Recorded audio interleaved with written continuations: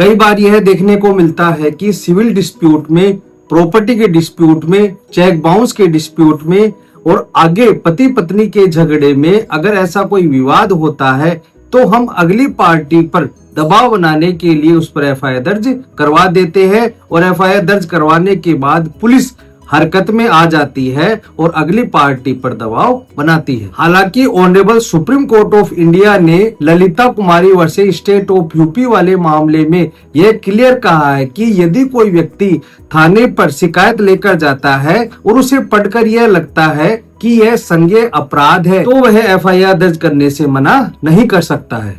लेकिन इस कानून का उपयोग दबाव बनाने के लिए इसका मिसयूज ज्यादा होने लगा है। अगर किसी व्यक्ति ने गलत रूप से और मनगढ़ंत रूप से एफआईआर दर्ज करा दी है, एफआईआर दर्ज होने के बाद उसमें पुलिस के द्वारा जांच की जाती है, जांच पूरी होने के बाद पुलिस के द्वारा उसमें चार्जशीट बनाई जाती है और चार्जशीट न्यायालय में पेश होने के बाद सारी ही ट्रायल को फेस करना पड़ता है और इन सारी दिक्कतों को खत्म करने के लिए नए कानून में बड़ा बदलाव किया गया है और यह बताया गया है कि किन किन रीजन से, किन किन धाराओं में और किन किन वजह से आप पर एफआईआर नहीं हो सकती है। और इसी सेक्शन को डिस्कस करते हुए honourable supreme court of India ने 2026 में यह लैंडमार्क जजमेंट दिया है और यह बताया है कि आप किस प्रकार से उस सेक्शन का यूज करके उस एफआईआर को क्वेश करवा सकते हैं। तो बने रहे वीडियो के अंत तक। मैं मनसैनी एडवोकेट और आप देख रहे हैं हेमंत तलल व्लॉग। वीडियो अच्छा लगा हो तो प्लीज इसे लाइक करें। अगर आप चाहते हैं कि ऐसे इंटरेस्टिंग वीडियो मैं आपके लिए बनाता रहूं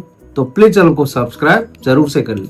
हम जिस मामले की बात कर रहे हैं वह है Ashish Dave versus state of Rajasthan. 27 फरवरी 2026 को इसमें जजमेंट दिया गया है। इस मामले में यह होता है कि जो आशीष दवे होते हैं वह जी राजस्थान चैनल के हेड होते हैं। जब उनके द्वारा जी राजस्थान चैनल से रिजाइन किया जाता है तो पीछे से जी राजस्थान चैनल के द्वारा उन पर एक एफआईआर जयपुर पुलिस स्टेशन में दर्ज करवा दी जाती है और यह आरोप लगाया जाता है कि जब आशीष दुबे हमारे यहाँ पर काम करते थे तो हमारे नाम से उन्होंने पैसे उठाए, उन पर एक्सटॉर्शन यानी जबरदस्ती वसूली के आरोप लगाए गए और अन्य कई सारी बातें लिखकर एफआईआर दर्ज करवाई गई। आशीष दवे के द्वारा अपने खिलाफ जो आरोप लगाकर एफआईआर लिखवाई गई थी उस एफआईआर को पढ़ा गया और यह कहा गया कि मेरे खिलाफ कॉग्निजेंस यानी संज्ञेय अपराध नहीं बनता है और इस एफआईआर में जितनी भी बातें हैं वह गलत है और मनगढ़ंत रूप से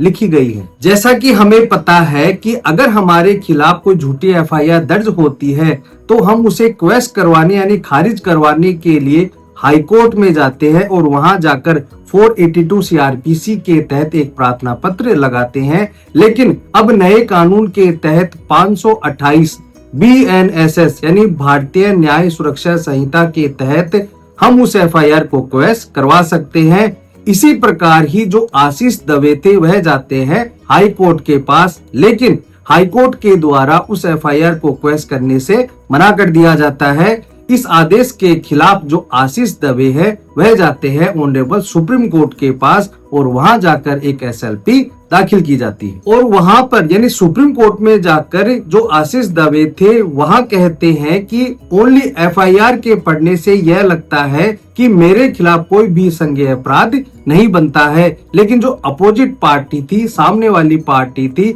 उनके द्वारा यह कहा जाता है कि उनके खिलाफ यानी आशीष दवे के खिलाफ अपराध बनता है और जो राजस्थान हाई कोर्ट ने आदेश किया है वह बिल्कुल सही किया है। यह क्वेश नहीं होनी चाहिए। दोनों पक्षों की बहस को सुनने के बाद honourable supreme court of India ने यह कहा कि राजस्थान हाई कोर्ट को 482 सीआरपीसी के तहत इनहेरेंट पावर दिए गए हैं।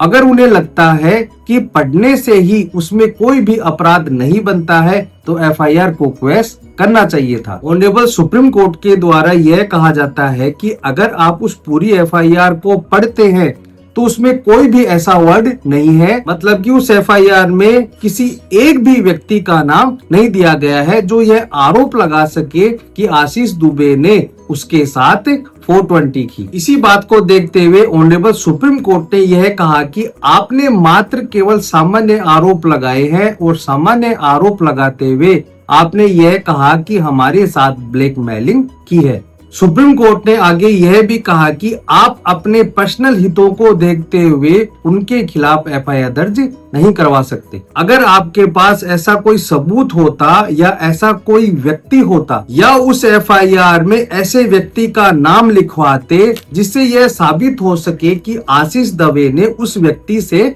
पैसे मांगे। सुप्रीम कोर्ट शौक रह जाती है और सुप्रीम कोर्ट के द्वारा यह कहा जाता है कि उस एफआईआर में ऐसा कंटेंट भी नहीं है जिससे यह लगता हो कि यह संज्ञेय अपराध है। Honourable supreme court of India ने एक बड़ी बात और कही कि जो पुलिस वाले हैं वह नई धारा 173(3) BNSS को भूल गए हैं।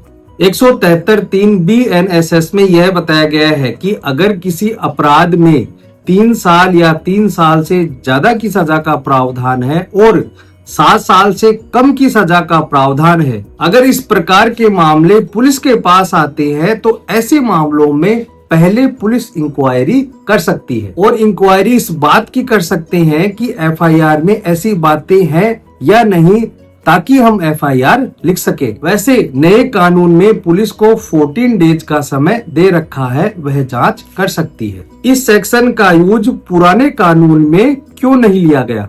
वहां पर ऐसा कोई भी कानून नहीं था। पहले ऐसा होता था कि 154 सीआरपीसी के तहत अगर आपकी एफआईआर जा रही है और ऐसा लगता है कि इससे संज्ञेय अपराध बनता है तो आपकी एफआईआर जरूर लिखी जाएगी।